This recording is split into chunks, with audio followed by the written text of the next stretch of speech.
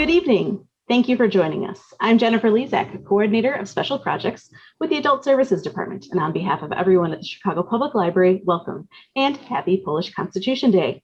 During tonight's program, we invite you to leave your questions, comments, and reflections in the chat, and we'll ask some of those questions to our authors during the Q&A at the end of the conversation. Tonight, we celebrate with a very special discussion with some of Chicago's most notable creatives of the written word connected to Chicago. Now living across the United States, ForgottenChicago.com editor Daniel Pogoszelski will interview authors Stuart Dybek, Thomas Dyja, John Kozlowski, and Dominik Pasiga as they share their thoughts on who they are. Before we start, I want to give a very special thanks to the many wonderful co-sponsors from the Polish American community in Chicago who have joined us for tonight's program. Special thanks to CPL's Polish Heritage Committee, the Consulate General of the Republic of Poland in Chicago, Alliance of Polish Clubs, the organizers of the annual Polish Constitution Day Parade, the Polish Arts Club of Chicago, and Polish American Congress Illinois Division for their co-sponsorship and their support. Tonight's moderator is Daniel Pogoszelski, editor of ForgottenChicago.com. Daniel has championed tonight's program, and we want to especially acknowledge all of his work in making tonight happen. Now, it is my great pleasure to welcome Daniel, Stuart, Thomas, John, and Dominik to the CPL virtual stage. Welcome. Welcome, and thank you very much for having all of us. I think this is going to be an excellent discussion tonight, and I think that along the lines of what we're exploring here today, what does it mean to be Polish? What does it mean to be American? There are plenty of gray areas. I think maybe even looking at who we have here. So among the speakers tonight, Dominik is the only credentialed historian. And yet, when you look at the authors that we have here today, each of them, their works are heavily influenced by history, which, by the way, is one of the things that I see as the dead hand of the past, something that no matter how de-ethnicized one's experience, whether it's lived or thought could be, definitely permeates all of your creativity.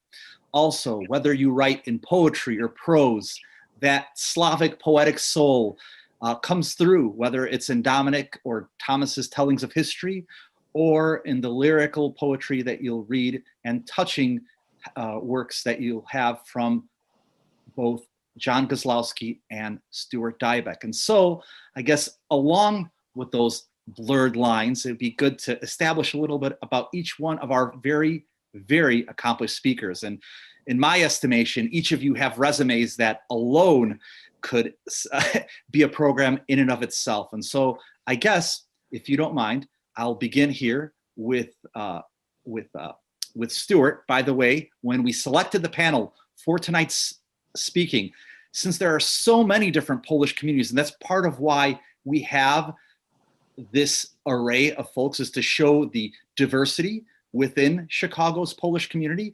We have it where, in terms of the sides of the city, we have Thomas, who grew up on the north side. We have not one, but two Southsiders. Oftentimes Southsiders of Chicago will say, oh Lord, we got shortchanged. You know, it's the Northsiders always taking everything.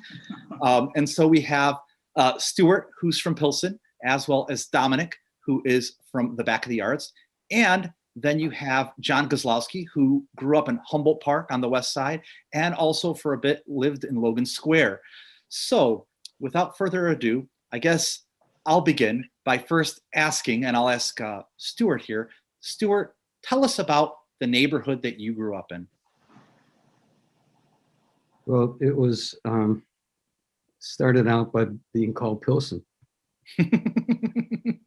So it was a neighborhood in everybody's mind about beer. And it was a neighborhood of storytellers. We didn't have air conditioning. On a summer night, people came with their beers and sat on the front steps and talked and told stories. It was a neighborhood in which religion played a particularly strong role, so that the only thing that had more corner space than churches were bars, except we called them taverns. And it was a neighborhood that the immigrants in my family had settled in. And so that basically was home for me. John, tell us a little bit about the neighborhoods that you grew up in.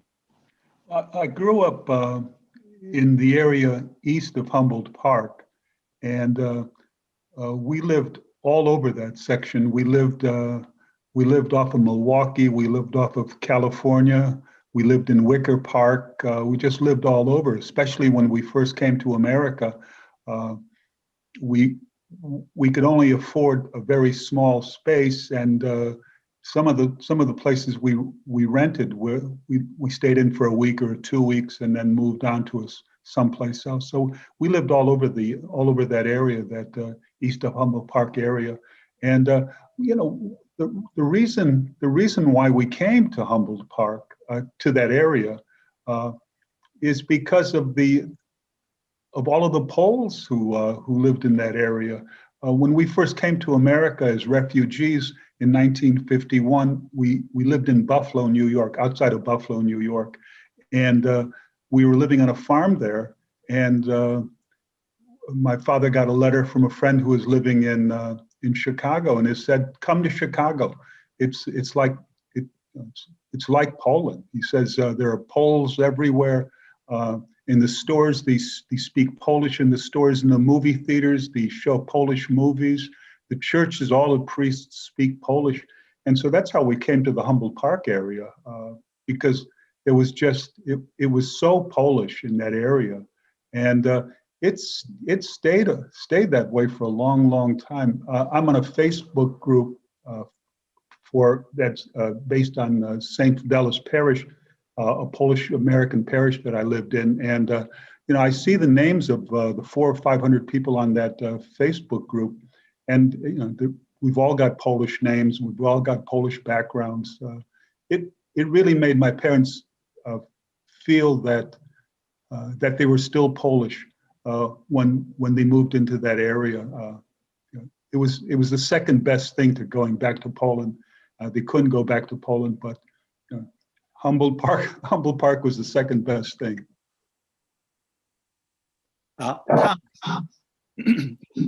So I grew up in Belmont Cragen, kind of Fullerton and Central, just west of there.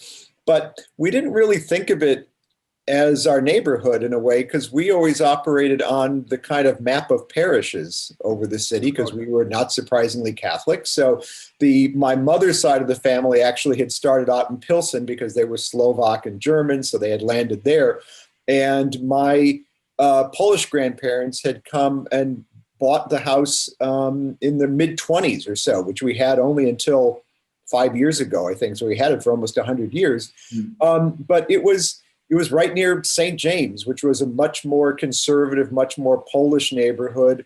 And the further west you got, kind of blurred into Italian, Irish, German. It was a much more, it was already starting to be a little bit in transition.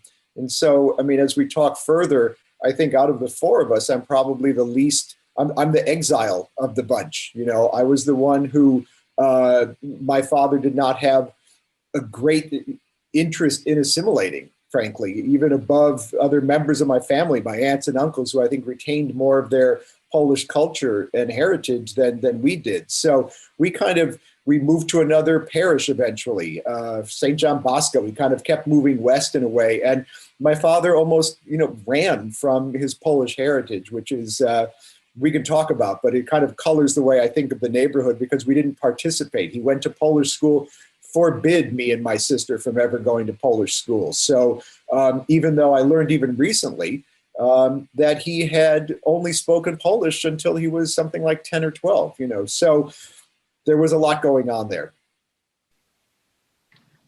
Thank you, Thomas. Dominik, would you mind sharing us a little bit about your neck of the woods? Well, I think sometimes you choose your topic, sometimes your topic chooses you. And the back of the yards chose me a long time ago. So I grew up right by the stockyards, and I've actually worked in the stockyards for a couple of years as a livestock handler and a security guard. I worked my way through college there. But it was the part of the back of the yards that I lived in. It was a very diverse neighborhood as far as ethnicity goes, as far as East European, Central European ethnicity goes. So I learned how to swear in about 5 different languages right from the beginning, It I think the most Polish place in the neighborhood was my grandmother's kitchen. I mean, that was really where I spent a lot of my time. I'm third generation. My parents were born here, but they spoke Polish, and they wanted me to learn Polish, and I did. And we went to a Polish grammar school, Polish Catholic grammar school, where we didn't have a lot of language instruction, but about once a month or twice a month, we would have some language instruction. But growing up in that neighborhood, I became very aware of my ethnicity because everybody, and everybody was different. I mean, there were 14 churches in that neighborhood. 3 of them were Polish. The rest were all different kinds of ethnicities. German, Lithuanian, Slovak, Czech, don't get them mixed up. They don't like each other, and so forth and so on, and there were synagogues. So it was a very multi-ethnic place, which made it very interesting in many ways.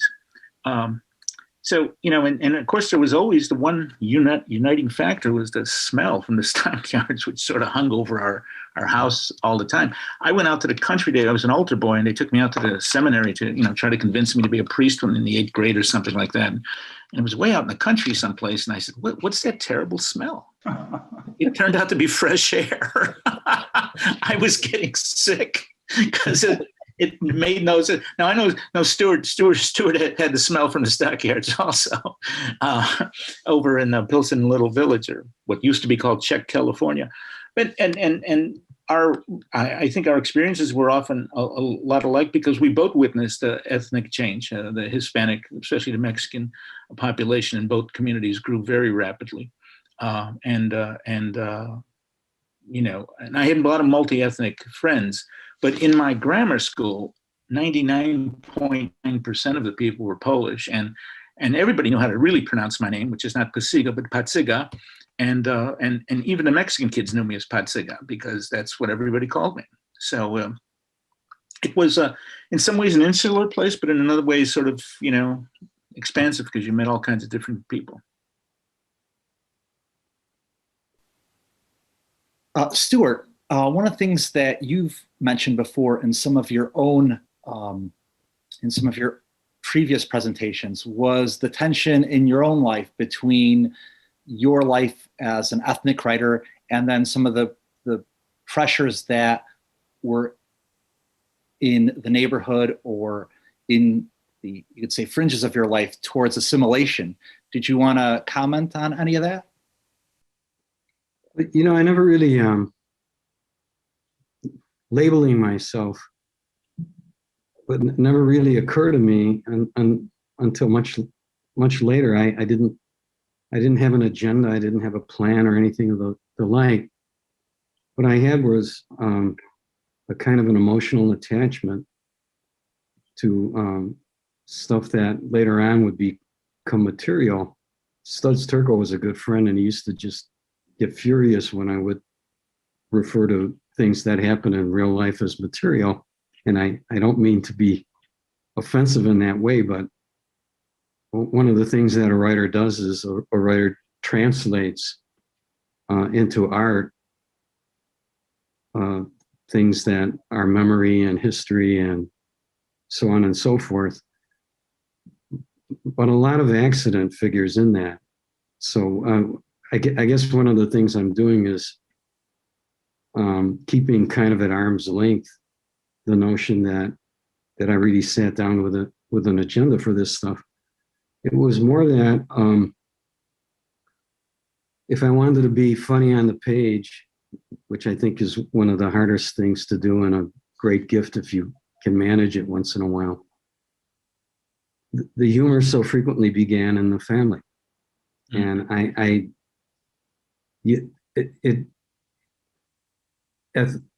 ethnic humor, I think, expresses itself in every writer or filmmaker with an ethnic background. One thinks about Fellini. It has very little to do with what we're talking about, Polish culture, and yet it has everything to do with it. The depiction of the family in Italy. And so the gift I was given was that tremendous sense of life that I was very aware of was not Leave It to Beaver. Yeah. was coming out of the immigrant family.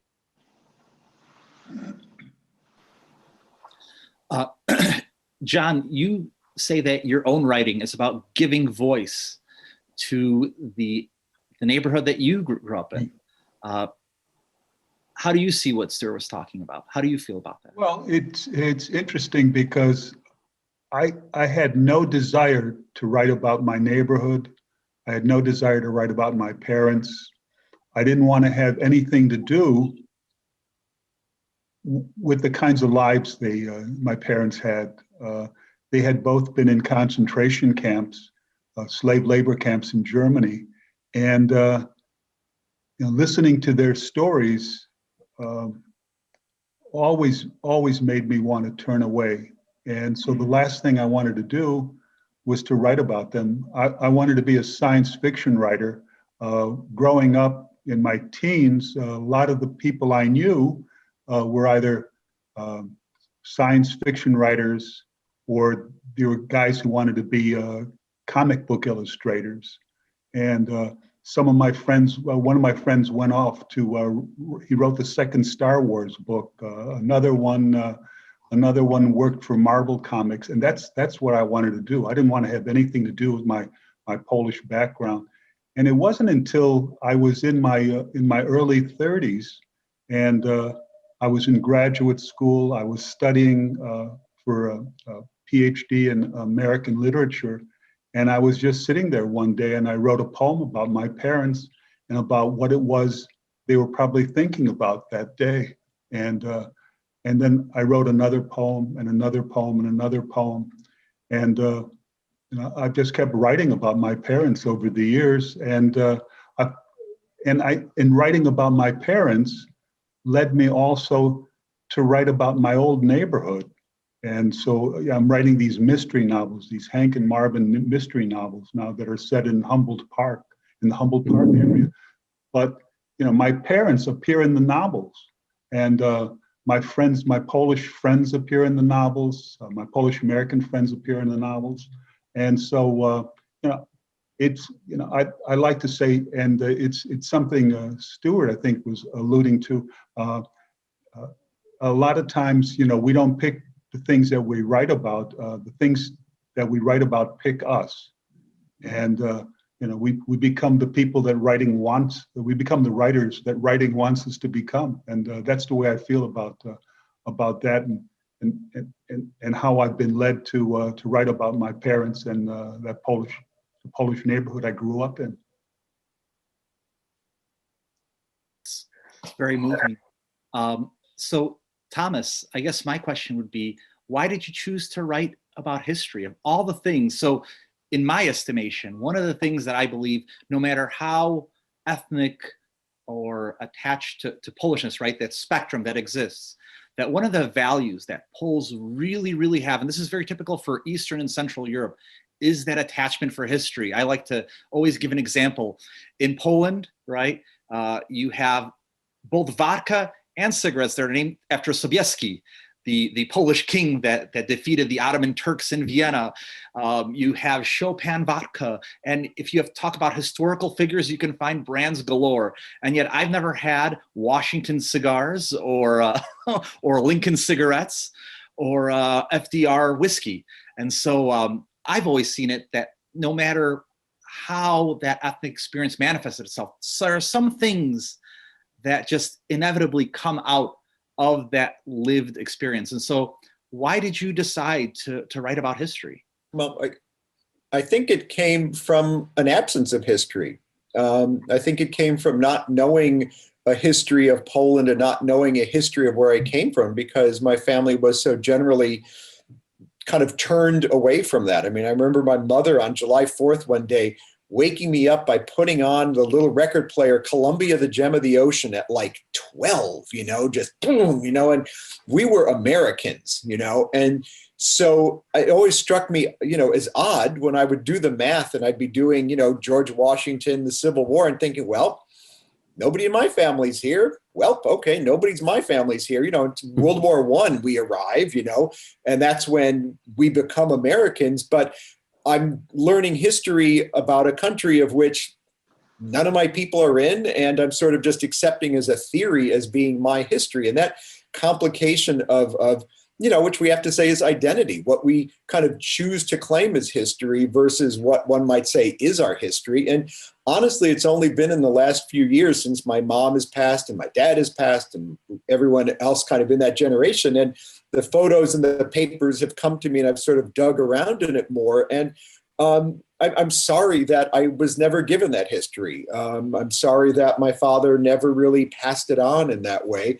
And I am much more interested now in kind of reconnecting to the Austro-Hungarian roots of my family, which is basically what they were all from. It was reading Dominik's book, American Warsaw, that I began to understand the kind of class differences within Polish society and culture, which I think my father felt quite seriously. He went to college, was the first one in the family to go to college, and my aunts and uncles followed. But, he took that very, very seriously. But I think, my grandfather had been a laborer and a pipe fitter at Chicago Faucet, that's what he did. So there was enormous pride in what came out of that. And my father just kept going, and we left that history behind.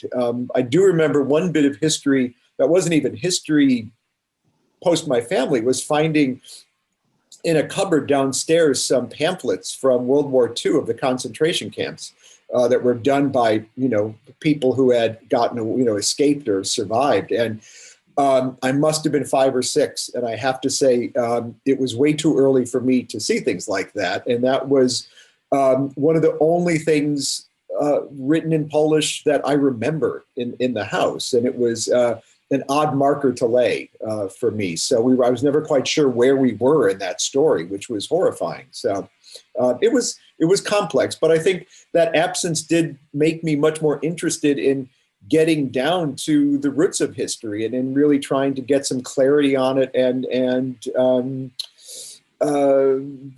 just find out where things began. And so all these books that I've done, the 2 big ones I've done are in their own odd way autobiographical, as I think a lot of history quietly is for most people. Wow. Dominik, would you care to comment? Yeah, I was just thinking, when I was in undergrad school and graduate school, there were no Poles in the books. There were nobody with my name or any of the other names up here. There was maybe a brief mention of Kościuszko, or Pulaski, but there was no word, So I wanted to know, why was I growing up on 47th and Ashland and not in Glencoe? Why was I there? What brought me there? And so, to an extent, my historical work has been autobiographical to an extent too. Because that was an important part of it. The other part of it is, that strange Chicago way, I was always Polish, right? I mean, people would say, Polak or Polish or you're all this kind of stuff back and forth. And I was in Toronto with a group of historians and sociologists from Poland, and we were doing what historians often do. We were passing a bottle of vodka around and talking, and Grzegorz Babinski from the Jagiellonian in Krakow looked at me and said, "Dominik, you're not Polish." And it was like the first time in my life that somebody told me I wasn't Polish. It was like a slap in the face. I said, "What do you mean I'm not Polish? Come on." And I mean, we were singing Polish cavalry songs, my God, at that point. And I said, "What do you mean I'm not Polish?" He says, "Well, you're not Polish, you're an American. What's wrong with you? Why don't you understand that?" Later, when I went to teach at the Jagiellonian in Krakow, Babinski embraced me and said, "Welcome home." And I've been to Poland about 15 or 16 times since then. But history was always there in the back of my mind. Why wasn't I in the history books? My people weren't in the history books. Why weren't unskilled workers or even skilled, semi-skilled workers in the history books?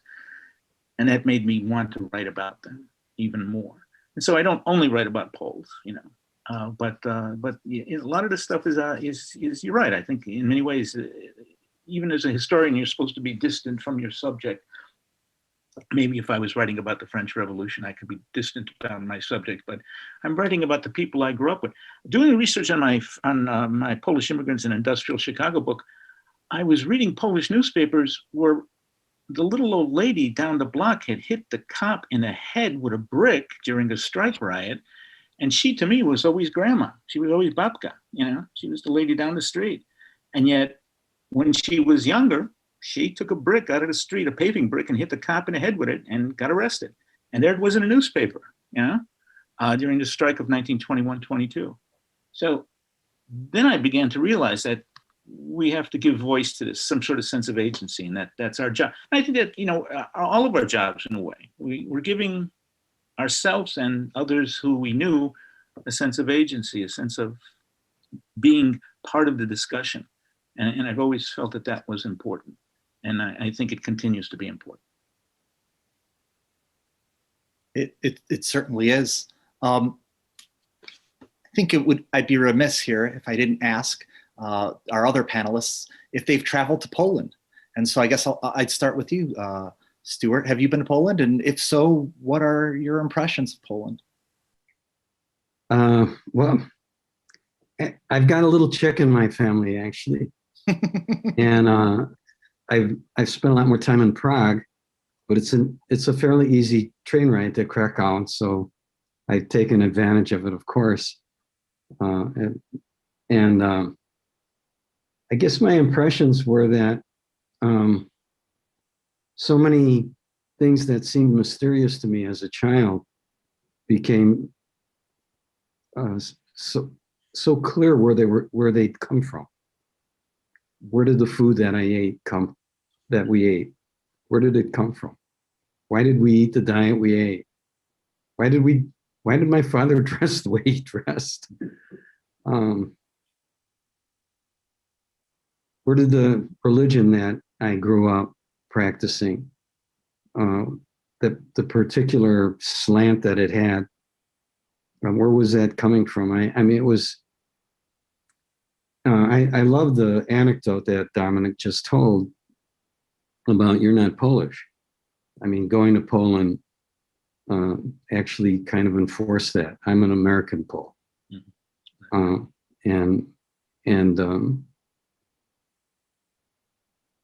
And yet so it was tremendously educational. And that's not even the right term.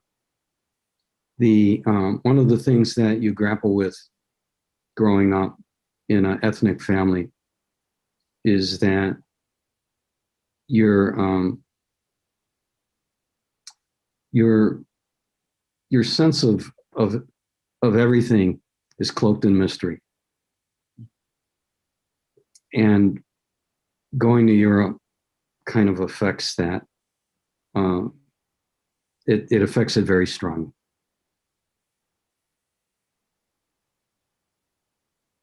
Wow, very moving. John, have you been to Poland? Yeah, I've been to Poland twice. I was there in 1990 and then in 2002. It was interesting going the two times, because the first time I went, we rented a car. My wife and we rented a car in Germany and drove a car through Czechoslovakia into Poland to Krakow, and we just spent like 3 weeks driving around Poland and Czechoslovakia. And for me, the interesting thing was that at that time, I felt I was Polish. My language skills, my Polish language skills were pretty good, and both my parents were still alive, and I spent a lot of time. My father never spoke English, and so I spent a lot of time speaking Polish, and I felt that I had a connection with the people I was encountering. I could speak to them. When I went back in 2002. I was on a book tour, and they asked me if I needed a translator, because I was going to be doing a lot of book events, speaking on the radio, speaking at schools. And I said, no, I don't need a translator. My Polish is excellent. And they looked at me and they said, "You know the sounds, but you don't know the words or the grammar." And then I thought about it. I said, "Well, yeah, that's probably true." And so they got me a translator, but it was an interesting experience, because even I remember I went to a coffee shop in Warsaw, and I ordered a cup of coffee, and I thought I was ordering it. I thought I was making myself clear in Polish, and the waitress looked at me and she said, "I think this guy is crazy, because he's talking crazy." And I thought to myself, she has no sense of what I'm talking about when I'm talking Polish. It was interesting going those 2 times. I would like to go back again. And I don't think my Polish is any better than it was. I'm sure it's much worse, but it'd be interesting to go back. Thank you for sharing. Thomas, have you been to Poland? I have not been to Poland yet. The closest I've gotten is my son going during college. And when he announced that he had roots in Chicago and New York, he had many, many beers bought for him. But at this point, I have not been yet. Hopefully, post-COVID, I have a very long list of places I would like to go, and it is very high on that list. Who knows, maybe you'll be able to get a Polish edition of New York, New York, right? Yeah, please get to work on that. I would be fine with that. Yeah, that would be good. Dominik, since our colleagues here already shared the fact that they've been to Poland, as have you, do you have any funny stories about traveling to Poland that you want to share with everyone else? Well, yeah, I do actually. When I first went the first time, 1986, the martial law had just been done away with, right? Good start for a funny story, Dominik. Well, it gets funnier. I landed in a Warsaw airport, which looked sort of like a military airport at the time. It was rather drab. There were MiGs piled along the side, and I got out into this Quonset hut, which was basically the reception area, and this young Polish soldier was there with what I think was a K-Pro computer. I don't know if you remember K-Pros, but they were the first kind of portable computers. I had one, and so did he. And he was typing it in, and he said, "Where are you from?" And my name, and I was talking to him in Polish. My Polish is not good, but I can get by. And he said, "Oh, what do you?" I said, "Oh, I'm giving a lecture today at the university in Krakow at the Jagiellonian." And he said, "Oh, that's so interesting, Professor. What are you going to talk about?" And I said, "The American working class." He says, "Well, we're a communist country. Things like that go well here. Yeah, I'm looking forward to hearing about your lecture." And I walked down. Meanwhile, this woman who is just pushing people through the line, at customs, when I get there, she says, "Open your bags." She starts taking everything out and throwing it all over the place. There's a map from PKO, right? The Polish map, and I have markings on it. He says, "Why do you have markings in Krakow?" I surrounded the castle, and I wanted to see the main square and things like that.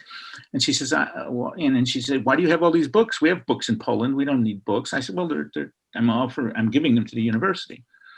And she just gave me a really hard time. And then she finally said to me, and then 2 guys come out with AK-47s and stand behind her. And she says, and then I get nervous in my Polish, which is not that I really speak po Chicagoski. I speak in the Chicago manner, which nobody can understand often. And then I started really losing that. And she said, "Interesting. A minute ago you spoke Polish. Now maybe you don't. Maybe you just speak CIA." And these 2 guys click their heels and hold the gun up. And I thought, oh my God. So then finally this guy comes out, her boss, and looks at this. He says, "This is only history. It's not important. Tell him to go." Then she starts screaming at me to pack my bags and go through. These 2 guys with the AK-47s escort me through the gate. And they start laughing when they get out of sight from her. And they say, "Welcome to People's Poland." He said, "Forget about it. Everything's going to be fine. Go get a cup of coffee. Go do what you have to do." And it was when I went back out, I made sure I wasn't in her line. And I spoke no Polish. I just put on the worst Texas accent I could possibly find to try to get through.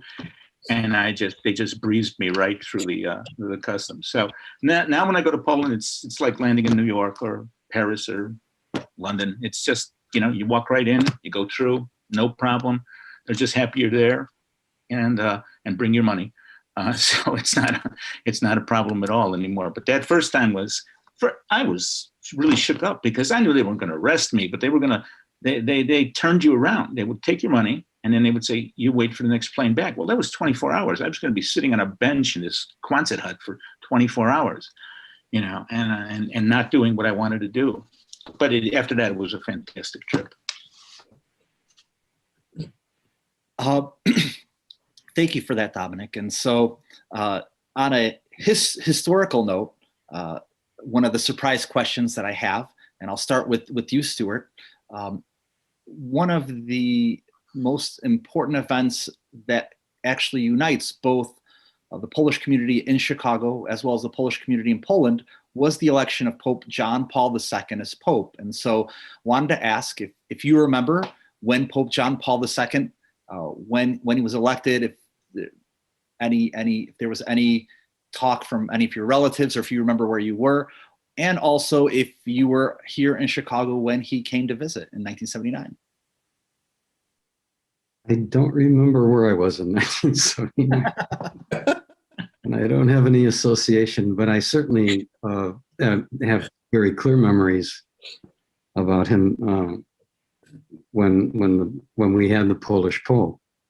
My family, my mother, I have a cousin who's a Franciscan. It was a highly religious family, and there was tremendous pride in John Paul's. I think it was something kind of unbelievable that wouldn't have not been believable to them. But I as I was listening to Dominik talk about his trip to Poland, I suddenly realized that this seems like I'm making a departure, and in a slight way I am. But one of the things that did happen to me when I went to Poland was I had the so-called Madeleine Albright experience. And the reason I bring it up now is that your question about the Polish Pope calls for a kind of a comment about just how important religion was to the ethnic experience.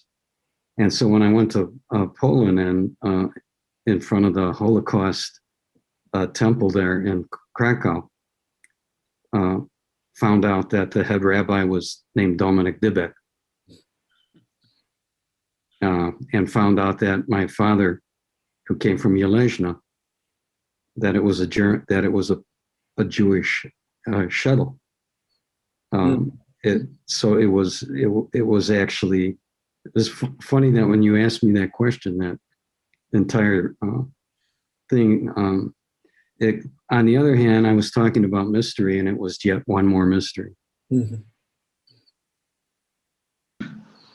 Yeah, especially we Polish people, one of the things I always thought really distinguishes us is that we're very conscious of the fact that we are, to maybe not put it diplomatically, but I think there's a lot of truth to it, we're mutts.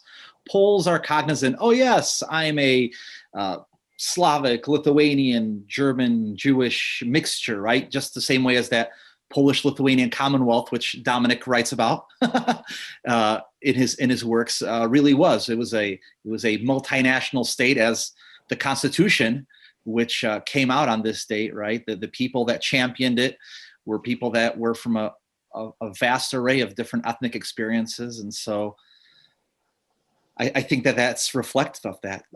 John, if I wasn't living. I was in graduate school when the Polish Pope became the Polish Pope, but it was a part of something else that was going on at the time. There was this Pole becomes Pope. Miłosz becomes a poet who's recognized all over the world. I was reading poetry also by Zbigniew Herbert, and Polish culture seemed to become more and more and more important in the world around me.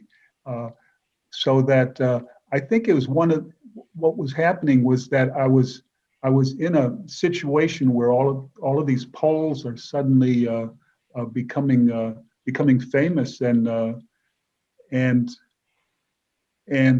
it made me more aware of my being Polish. And I think it was one of the things that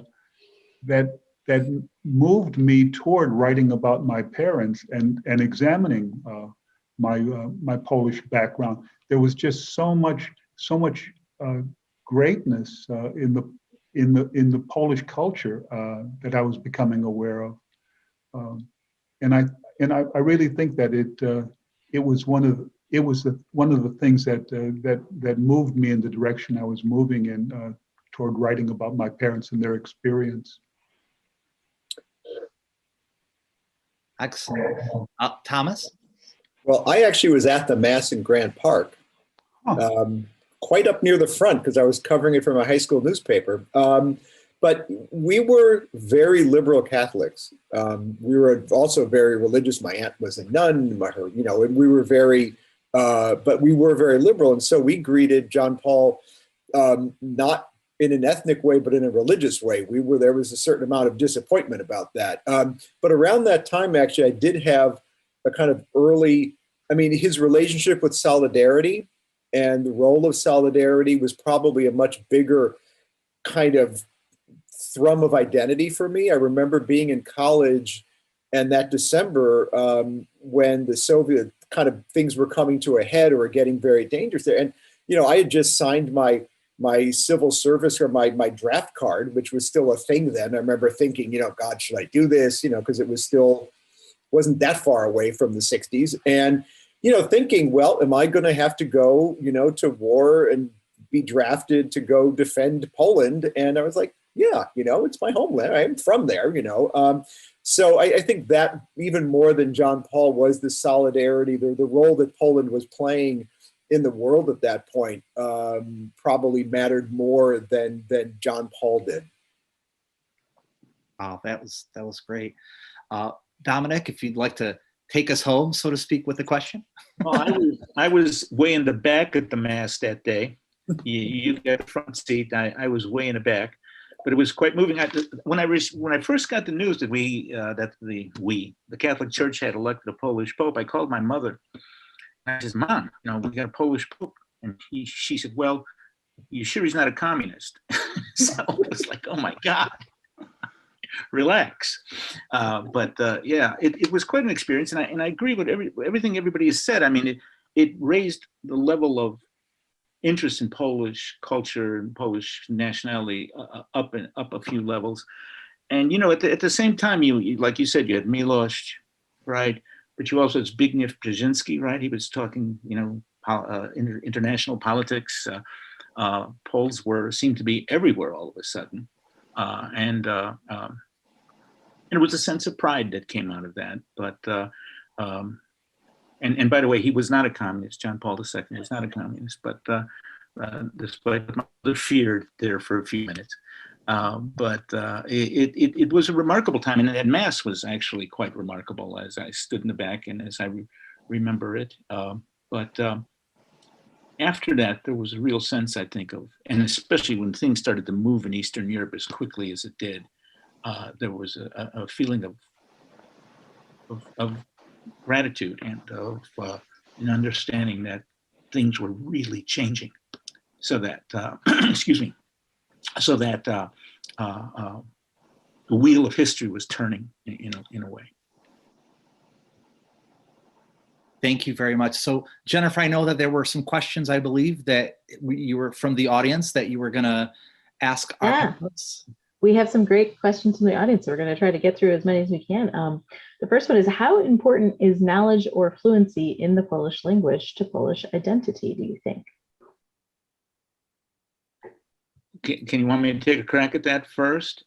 Like I said, I speak po Chicagoski. I speak Polish in the Chicago manner, which is sort of like Spanglish, right? You take an American word, an English word, you add a Polish ending to it, and you suddenly think you're fluent.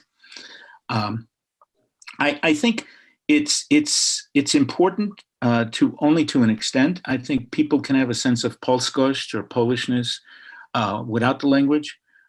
Certainly, I think it's one of the things that Poles get upset about with American Poles, that they don't speak Polish fluently or they don't, understand the language at all. And that has come up several times, that they see this as a lack of intensity in the culture. But I don't think so. I think, there are, my daughters are, half Italian, half Polish, and one of them went to language school at the Ulonian for a couple of summers. She speaks a little Polish, she can get by on certain things, but it's not central to her being.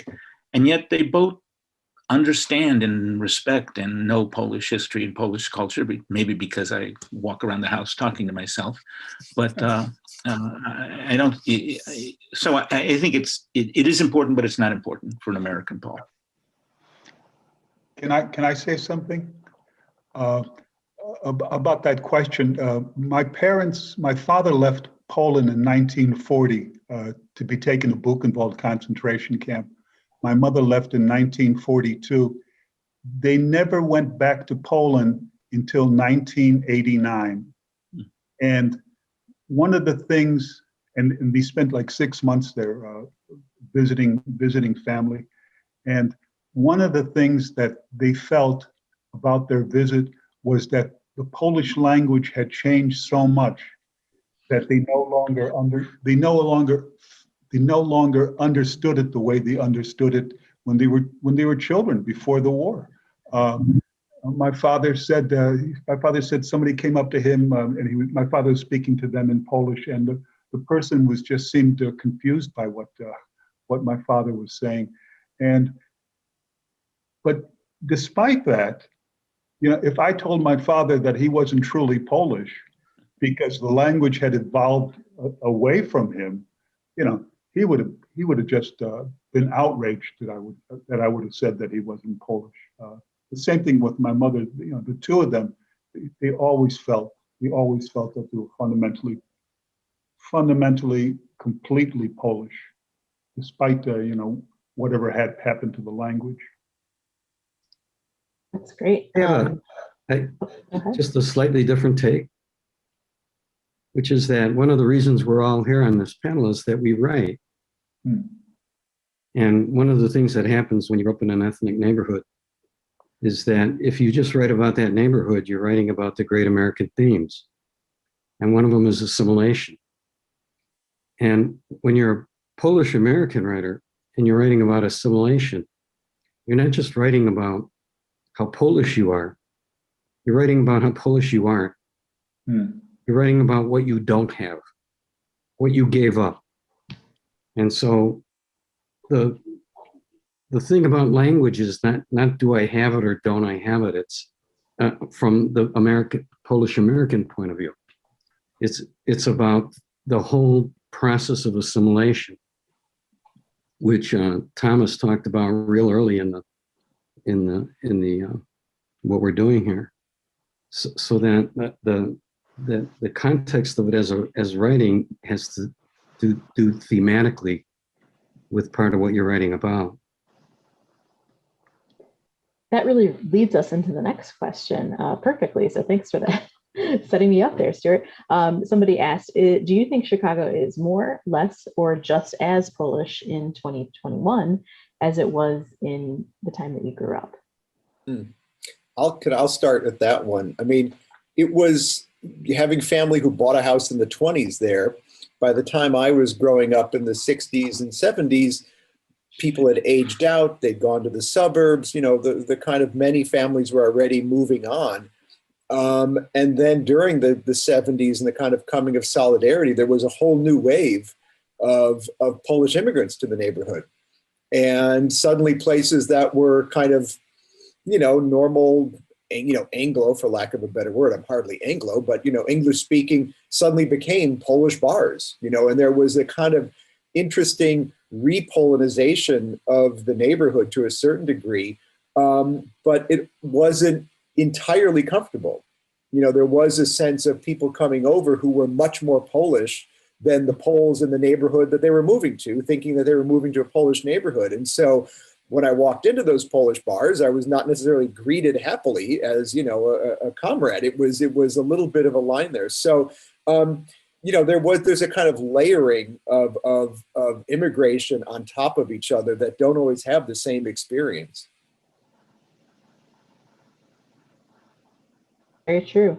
Somebody else has pointed out that we all happen to have on this panel 4 wonderful men who are writers, but they asked, do you have any suggestions or recommendations for women who are Chicago Polish or Polish American writers, or outside of Chicago as well? Olga Tokarczuk. So I'd like to just take a point here, because what my hope is that this panel will be such a success that Chicagoski will have a sequel of Chicagoska, and I already have 3 to 4 female writers in mind. And so, Jennifer, consider that as a segue to the announcement for the next program, hopefully during Polish American Heritage Month, of Chicagoska. That's great, Dan. You've just pitched me your next event, which we will accept for sure. But I was just wondering, does anyone have any other favorite writers you wanted to share with the audience for people who might be interested in checking out some other books? Olga Tokarczuk, Nobel Prize winner. Love her work, and her masterwork is coming out this year, sort of 900-page whopper that is, I love every word she writes. I think she's just brilliant. And I literally went into bookstores this Christmas season and hand-sold that book just for fun. I kid you not, I did that. It is brilliant. We were trying to bring her, Chopin Theater was going to cooperate, and I was hoping Northwestern would throw in too. And then the pandemic came. Oh, yeah. So there's hope that on the other side of it, we can bring her to Chicago. Great. And the Chicago I'll throw in booster. Szymborska. To be the Chicago booster, there's plenty of local talent of Polish American writers that are from Chicago that are female. I'd like to start with someone that I know the Chicago Public Library has honored. And although there's plenty of others, so please, anyone who's listening, do not feel offended. Mary Wisniewski, who wrote an excellent book on Algren and also has explored some of the themes that we talk about today. Many available in the shelves of your Chicago Public Library. So because you're all writers, we have, I think, maybe one final question, which is, what advice would you give to aspiring writers, particularly when it comes to writing about your own cultural community or your own experiences? Dominik, you want to start us on that one? See, there's no advice at all. We don't talk to other writers. Yeah, I'd say what I've said to a lot of people who want to write, don't give up. When you get a rejection slip, that's fine. Put it in a file someplace and walk away and keep writing.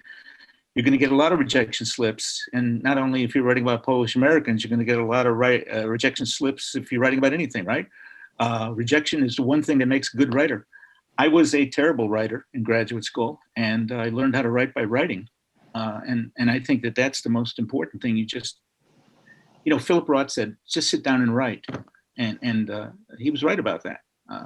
You just sit down and you write, and there's another favorite quote of mine from Mark Twain. He said, make your vacation your vocation. And that's really important to me too, because I tell people I can't breathe if I don't write. And I don't write as these other gentlemen do. I write history. And though, all of us have a secret novel in the back. So I may be sending it to you all soon. So my secret novel has been there for 30 years. It's coming. You'll just have to wait in anticipation. But I think, you just have to really work and just keep doing it and not give up. I mean, if you got the fire in the belly, keep doing it. How about you, John? What would your advice to writers be? Well, I teach a lot of workshops on memoir writing, and what I tell people is that they should write about their families, write about their neighborhoods, write about the kids they grew up with, write about the teachers they had in school. Write down their own stories, because I hear from so many people in these workshops that they don't know anything about their parents or their grandparents or where anybody came from in their family. And I think that, I try to convince people that they have a responsibility to just write their own family stories. And if you get a million rejection letters, the story will still be there, and you'll be able to pass the story on to somebody in your family. And for me, that's really important, just writing about family, writing about neighborhood. One of the things that keeps me writing is that it's a way of revisiting my own past and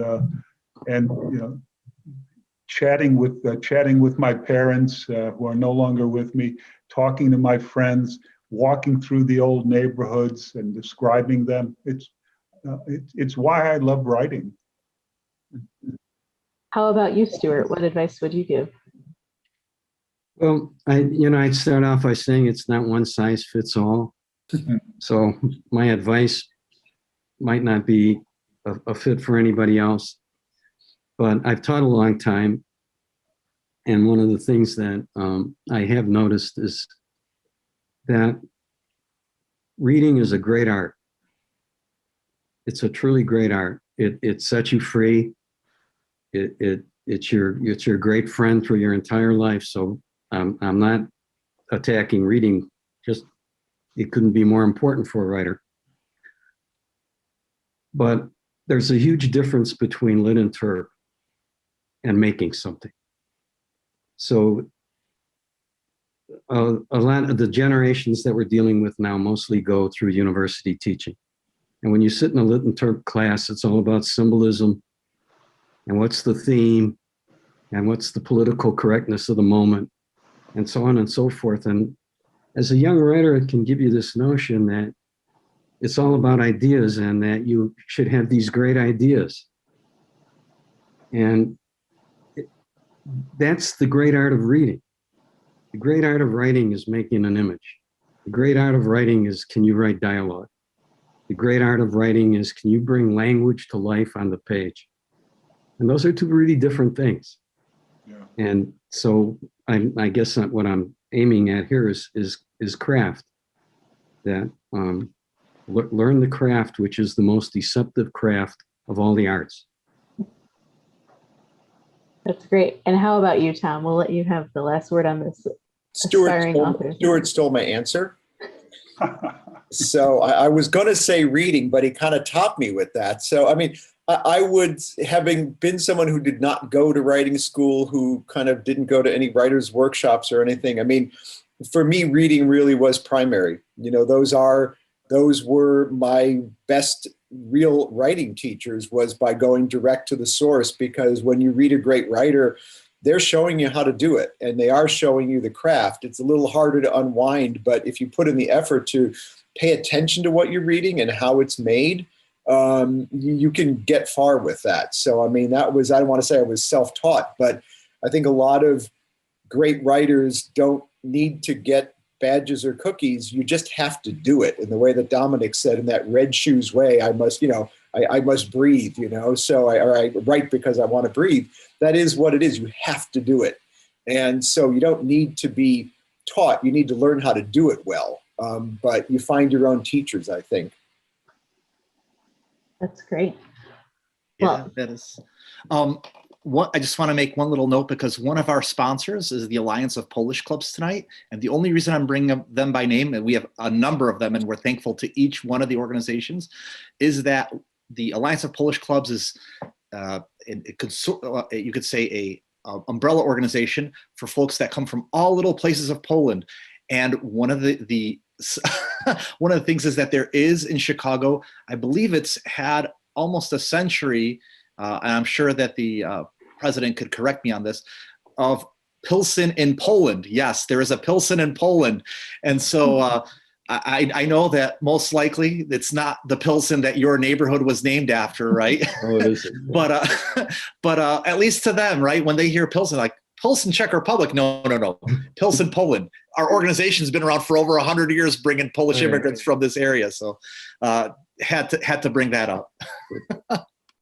That's great. Well, thank you, Dan. You've led me to what I'm going to say next, that we want to just say thanks again to all of our co-sponsors, CPL's Polish Heritage Committee, the Consulate General of the Republic of Poland in Chicago, Alliance of Polish Clubs, the organizers of the annual Polish Constitution Day Parade, which we hope will be back next year, the Polish Arts Club of Chicago, and Polish American Congress Illinois Division. We just want to say thank you again for their co-sponsorship and for their support. I should mention that if you're interested in reading in Polish, there are many Polish language books available at your Chicago Public Library, as well as the books from all four of the gentlemen tonight. So please do visit your local branch and check those out as well. Visit our website for additional information about upcoming virtual events. And I just want to say one more thing, that this has been really fun because this is the 20th anniversary year of One Book, One Chicago, which is our citywide reading program for adults. And we have tonight both Stuart and Tom, who were past One Book, One Chicago authors. So we just want to say thanks to them as we celebrate our 20th anniversary of the One Book, One Chicago program. More to come on that throughout the year. And thanks again to Daniel for moderating. Thanks to Stuart, Thomas, John, and Dominic for being here with us tonight. Have a great night, everybody. Bye-bye. Good night. Good night.